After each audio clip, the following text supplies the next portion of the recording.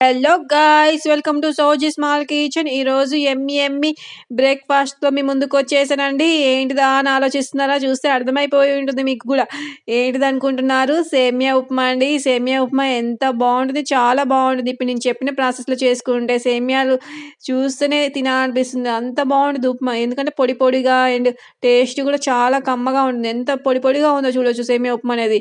కొంతమంది చేస్తే ముద్దలాగా అయిపోతుంది, కానీ ఇప్పుడు నేను చెప్పిన ప్రాసెస్లో చేసుకుంటే చాలా పొడి పొడిగా ఉంటుంది. చిన్నపిల్లలు కూడా చాలా ఇష్టంగా తింటారు. ఎందుకంటే నూడిల్స్ లాగా ఇలా పొడి పొడిగా ఉందనుకోండి, నూడిల్స్ లాగా ఉంటుంది కాబట్టి వాళ్ళు కూడా ఇష్టంగా తింటారు. అలా కాకుండా మనం ముద్దలాగా చేసామనుకోండి, తినడానికి బాగుండదు అండ్ టేస్ట్ కూడా అంత బాగుండదండి. చిన్నపిల్లలకు పెట్టినా కానీ వాళ్ళు కూడా తినకుండా బాగా పెట్టేస్తారు, పెద్దవాళ్ళని తినలేరు ముద్దగా ఉంటే. అలా కాకుండా ఇలా పొడి పొడిగా ఉందనుకోండి, మంచిగా తీసుకొని మనం ఫోక్స్తోనైనా సరే మనం చేతితో తిన్నా కానీ చాలా బాగుంటుంది అండ్ టేస్ట్ కూడా కమ్మగా ఉంటుందండి. సేమియా ఉప్మా కూడా మనం రెగ్యులర్గా చేసుకునే స్టైల్లో కాకుండా ఇప్పుడు నేను చెప్పిన స్టైల్లో చేసుకోండి, చాలా బాగుంటుంది. అందుకోసం ఒక బౌల్ పెట్టుకొని ఇలా సేమియాని ముందుగా కొంచెం ఫ్రై చేసుకోండి. అలా ఫ్రై చేసుకోవడం వల్ల మన సేమియా ఉప్మా అనేది చాలా టేస్ట్గా ఉంటుంది. అలా కాకుండా పచ్చి సేమియాలతో ఉప్మా చేసామనుకోండి, ముద్దలా అయిపోతుంది. ఈ టిప్ మీరు ఫాలో అవుతే మాత్రం సేమియా ఉప్మా ఎప్పుడు చేసుకున్నా కానీ పొడి పొడిగా వస్తుందండి. అందుకోసమే సేమియాల్ని కొంచెం లైట్గా ఫ్రై చేసుకోండి. అలా ఫ్రై చేసుకోవడం వల్ల మనకు సేమియాలు కూడా పచ్చి వాసన లేకుండా చాలా చాలా బాగుంటాయండి. మీరు కూడా ట్రై చేయండి. సేమియాలు అనేది ఇలా ఫ్రై చేసుకునేటప్పుడు మనం సిమ్లో పెట్టి మాత్రం ఫ్రై చేసుకోవాలి. హై ఫ్లేమ్లో పెడితే మొత్తం మాడిపోతుందండి. అలా మాడిపోతే మన సేమియా ఉప్మా అస్సలు బాగుండదండి. అందుకోసమే సిమ్లో పెట్టి లైట్గా ఇలా ఫ్రై చేసుకోండి. ఫ్రై చేసుకోవడం వల్ల మన సేమియాలు కూడా చాలా టేస్ట్గా ఉంటాయండి, పచ్చివాసన లేకుండా. అందుకోసమే అలా ఫ్రై చేసుకున్న తర్వాత దాన్ని ఒక బౌల్లోకి తీసుకొని పక్కకు పెట్టుకోండి. ఇప్పుడు అదే బౌల్లో మనం కొంచెం ఆయిల్ వేసుకొని ఆయిల్ హీట్ వరకు వేడి చేసుకోండి. సేమియా ఉప్మా అంటే చాలు ఆయిల్ ఎక్కువ వేసుకొని చేసుకుంటారు చాలా మంది, కానీ ఆయిల్ ఎక్కువ వాడడం మన హెల్త్కి మంచిది కాదండి. ఆయిల్ ఎక్కువ వాడినా సేమియా ఉప్మా అస్సలు బాగుండదు. మనం ఇప్పుడు కొంచెం ఆయిల్తోనే ఎంతో టేస్టీ సేమియా ఉప్మా ఇంట్లో ఎలా రెడీ చేసుకోవాలో నేర్చుకుందామండి.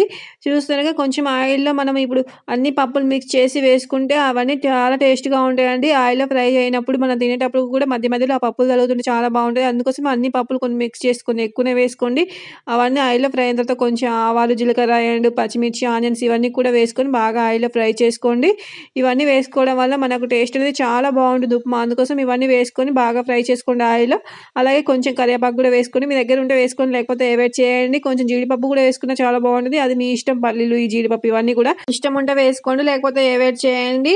ఇలా అవన్నీ వేసుకున్న తర్వాత అవన్నీ ఆయిల్లో ఫ్రై అయిన తర్వాత కొంచెం అల్లం కూడా సన్నగా తరిమి వేసుకోండి, చాలా బాగుంటుందండి అల్లం వేసుకుంటే.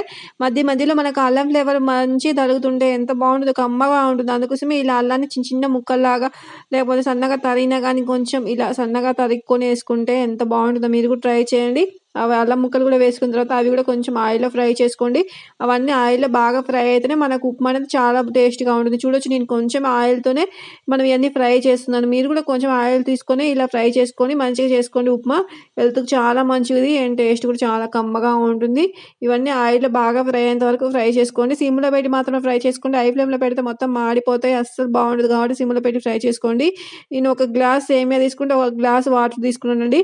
మనం సరిగ్గా ఒక గ్లాస్ సేమియాకి ఒక గ్లాస్ వాటర్ తీసుకుంటే చాలా బాగా వస్తుంది ఉప్మా. మనం ఒక గ్లాస్ సేమియాకి ఒక గ్లాసున్నర వాటర్, 2 గ్లాసుల వాటర్ పోసినా అసలు బాగుండదు, ముద్ద ముద్దగా అయిపోతుంది, వాటర్గా ఉంటుందండి. అందుకోసమే నేను ఒక గ్లాస్కి ఒక గ్లాస్ తీసుకున్నాను. మీరు కూడా అలానే తీసుకోండి.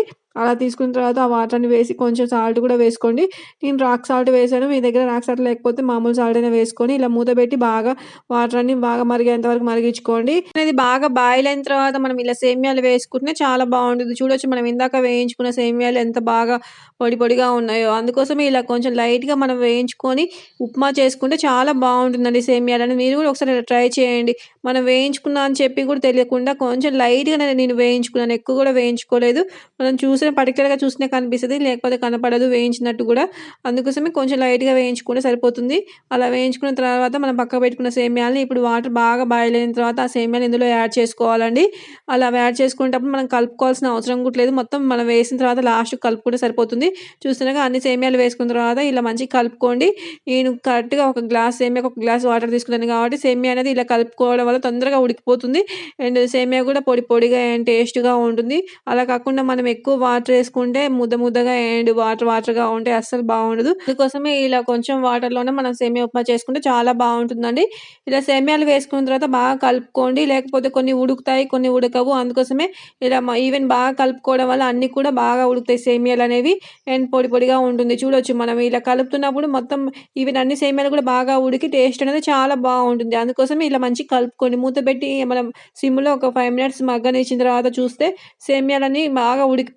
ఎంత బాగా ఉడికిపోయాయో చూడొచ్చు. మనం ఇలా కలుపుతున్నప్పుడు అన్ని సేమియాలు విడివిడిగా అయిపోతుంటాయి. మంచిగా టేస్టీగా కూడా ఉంటుందండి. మనకు ముద్దలా రాకుండా ఇలా మధ్య మధ్యలో మనం ఇలా కలుపుకోవడం వల్ల మన సేమియా అనేది మంచిగా పొడి పొడిగా ఇలా విచ్చుకున్నట్టు అయిపోతుంది. టేస్ట్ కూడా చాలా బాగుంటుంది. అందుకోసం ఇలా బాగా కలుపుకోండి. మీకు ఇష్టం ఉంటే పైన మనం కొంచెం కొత్తిమీరతోని కూడా గార్నిష్ చేసుకోవచ్చు. అది మీ ఇష్టం అండి. మీకు ఇష్టం లేకపోతే అవాయిడ్ చేసుకోండి. ఇప్పుడు నేను చెప్పిన ప్రాసెస్‌లో చేసుకోండి. చాలా ఈజీ ప్రాసెస్. టేస్ట్ కూడా చాలా బాగుంటుందండి. ఎక్కువ ఇంగ్రీడియెంట్స్ కూడా ఏమి అవసరం లేదు. మన ఇంట్లో ఉన్న సేమియాలతోనే డైరెక్ట్‌గా మనం సేమియా ఉప్మా అనేది రెడీ చేసుకోవచ్చు. మనం ఏ టిఫిన్ చేయాలన్నా ఎక్కువ టైం పడుతుంది కానీ మన సేమియా ఉప్మా అనేది చాలా ఈజీగా అయిపోతుంది. టేస్ట్ కూడా అంతే బాగుంటుంది. మీరు కూడా ట్రై చేయండి. మీకు గనక మన ఛానల్ నచ్చినట్లయితే లైక్ చేయండి, షేర్ చేయండి. అలాగే సబ్స్క్రైబ్ చేసుకోవడం మర్చిపోకండి.